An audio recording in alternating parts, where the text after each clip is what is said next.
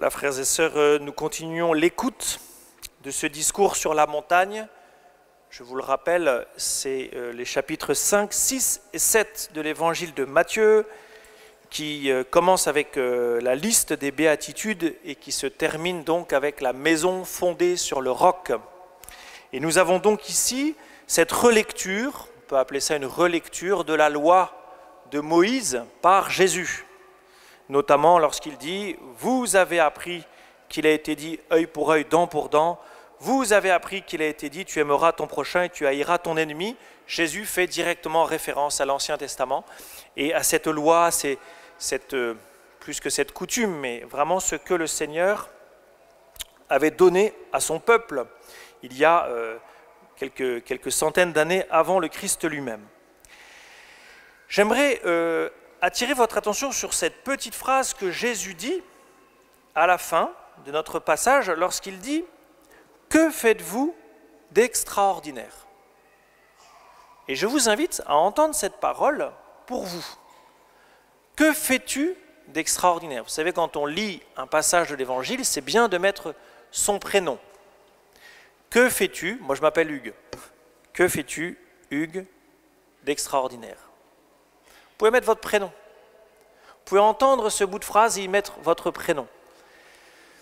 Et vous sentez de suite, enfin moi, si je devais répondre, tout de suite, je dirais, je ne fais rien d'extraordinaire. Seulement, il y a deux choses que nous dit ce passage. Premièrement, lorsque nous parlons d'extraordinaire avec Dieu, de quoi parlons-nous? Est-ce que faire une action extraordinaire aux yeux de Dieu consiste à grimper l'Everest, à franchir l'Atlantique à la nage, à être numéro 1 au biathlon mondial?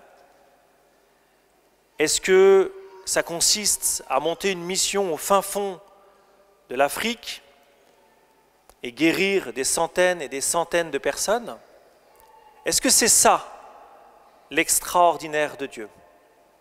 Et puis il y a, vous l'avez compris, cet extraordinaire que nous dit le texte, qui est d'aimer son ennemi. Et ça fait partie de votre quotidien. Aimer son ennemi, prier pour ceux qui vous persécutent, ne pas répondre par l'insulte à celui qui vous insulte, ça, c'est l'extraordinaire que Dieu vous appelle à vivre dans votre vie. Et quand vous entendez cet extraordinaire-là à vos oreilles aujourd'hui, vous vous dites en même temps, c'est impossible. Peut-être que certains parmi vous le vivent, c'est possible, c'est super.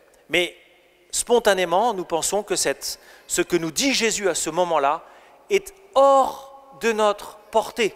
C'est non seulement extraordinaire, mais c'est surtout totalement impossible. Totalement impossible. Si je vous dis, la prochaine fois qu'on vous insulte ou qu'on vous frappe, vous tendez l'autre joue, si certains l'ont déjà fait, j'aimerais qu'ils viennent témoigner pour savoir quels fruits ils en ont retiré.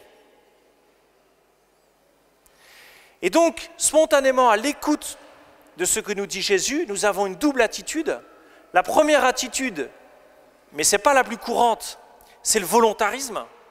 Et notamment quand nous entendons ce texte du discours sur la montagne, eh bien nous disons, si, moi je vais le faire. Et la deuxième attitude, eh bien c'est le découragement. Et ce texte-là que vous entendez très souvent, je suis sûr qu'il passe comme de l'eau sur les plumes d'un canard. Vous l'avez entendu, vous allez repartir chez vous avec cette bonne conscience de vous dire, de toute façon c'est gentil, mais c'est totalement impossible. Totalement impossible. Et donc, comment est-ce qu'on peut recevoir ce texte? Alors, je vous propose une première piste. La première piste, c'est de vous dire que le premier qui applique ce texte, ce n'est pas vous, c'est Jésus pour vous. Qui est l'ennemi vis-à-vis de Jésus? c'est chacun d'entre nous. C'est chacun d'entre vous. Parce qu'en bonne théologie chrétienne, nous savons que nos péchés ont crucifié le Christ. Donc le premier ennemi dans ce texte, c'est nous-mêmes. Et le premier qui salue celui qui n'est pas son frère, le premier qui prie pour son persécuteur, c'est le Christ. Le Christ aime son ennemi. Le Christ prie pour son persécuteur. Le Christ, qu'est-ce qu'il y a d'autre? Quand on le gifle, il tend la joue droite, enfin ça dépend de la droite ou la gauche, mais... Donc c'est d'abord le portrait du Christ. C'est le Christ lui-même. Et ce portrait ou cette action, elle est d'abord pour nous. Le premier bénéficiaire, c'est chacun d'entre nous, c'est chacun d'entre vous. Ça, c'est pour poser les choses et pour bien comprendre que celui qui vit cela, c'est Jésus lui-même. Ensuite, et c'est bien tout l'enjeu de ce texte, c'est de comprendre que ce que vit Jésus, il nous le donne en partage. Et c'est pour cela qu'il dira « Soyez parfaits comme votre Père Céleste est parfait ». Cela signifie « Vous les enfants de Dieu, recevez de Dieu la force de vivre ce que moi, Jésus, Fils de Dieu, je vis ». Quel est en effet le but, un des buts de votre existence? Un des buts de votre existence, ce n'est pas d'amasser des richesses, ce n'est pas d'avoir un bon travail, ce n'est pas, je ne sais pas quoi moi, prenez tout ce que vous voulez de positif, mais un des buts de votre vie, c'est de ressembler au Christ. Un des buts de votre existence, c'est de ressembler toujours davantage à Jésus. Et ressembler à Jésus, eh bien, c'est exactement ce qu'il décrit là, c'est d'être capable à notre tour de pardonner, d'être capable à notre tour d'aimer celui qui ne nous aime pas, de prier pour nos persécuteurs. Voilà le but de votre existence, ressembler à Jésus.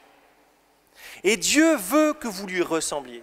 Cela signifie que Dieu va vous donner cette grâce de lui ressembler. Ainsi, si Dieu vous a promis une vie abondante, c'est une vie abondante dans la charité. Ce n'est pas une vie abondante dans le matériel. Et Dieu s'intéresse davantage à ce que vous êtes qu'à ce que vous possédez. Et là, je vous invite, je vous l'ai déjà dit, mais je vous invite à purifier votre prière. Souvent, nos prières sont tournées vers « Seigneur, accorde-moi ceci, aide-moi à faire cela, etc. etc. » Eh bien, que votre prière, voyez, soit « Seigneur, fais que je ressemble à Jésus. Fais que je sois capable d'aimer mon ennemi. Fais que je sois capable de prier pour mon persécuteur. Fais que je sois capable de tendre l'autre joue. » Voilà le fond de notre prière. Voilà une prière qui sera, je vous l'assure, exaucée.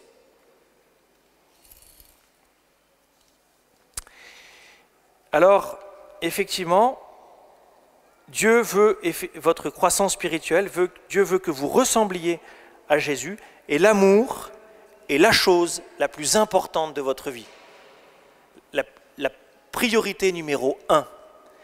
Et il ne s'agit pas d'attendre d'être parfait pour aimer, parce que l'amour est pour maintenant.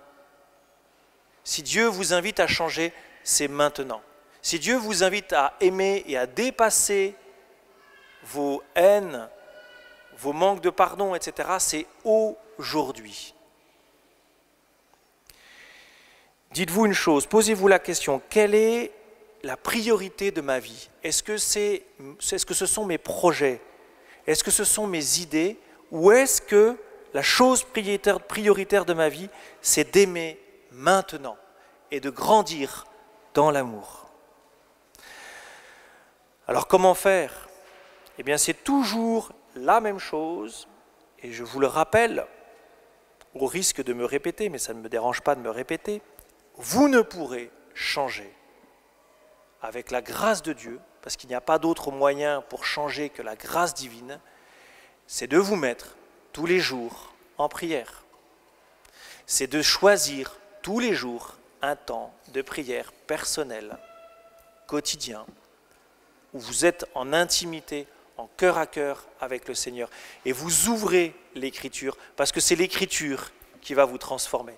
C'est l'Écriture qui va vous éduquer, qui va vous éclairer. Il n'y a pas d'autre moyen d'atteindre ce que Jésus attend de vous que d'entrer dans la prière et de demander l'Esprit Saint.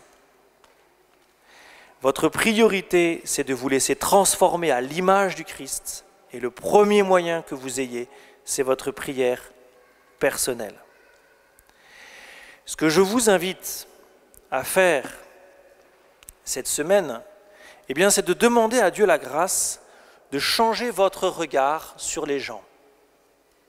De changer votre regard sur ceux peut-être dans votre quotidien que vous aimez moins, voire que vous n'aimez pas, parce que peut-être vous avez aussi de bonnes raisons de ne pas l'aimer, parce que cela, il peut être ou elle peut être un vrai persécuteur.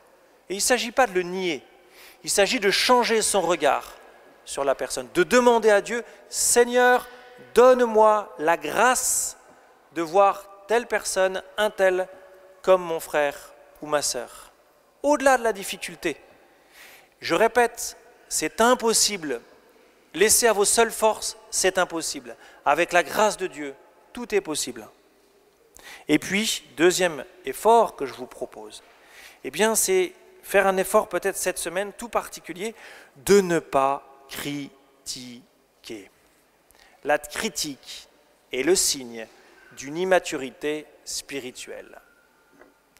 Et donc grandir spirituellement, cela passe. Vous vous direz, maintenant j'ai grandi spirituellement, vous pourrez même vous le dire très humblement, s'il n'y a plus de critique dans votre bouche. Encore une fois, c'est Jésus qui le veut, c'est l'Esprit qui vous en donne la force. La vie chrétienne est une croissance. Demandez au Seigneur de vous faire grandir. Seigneur Jésus, tu nous connais.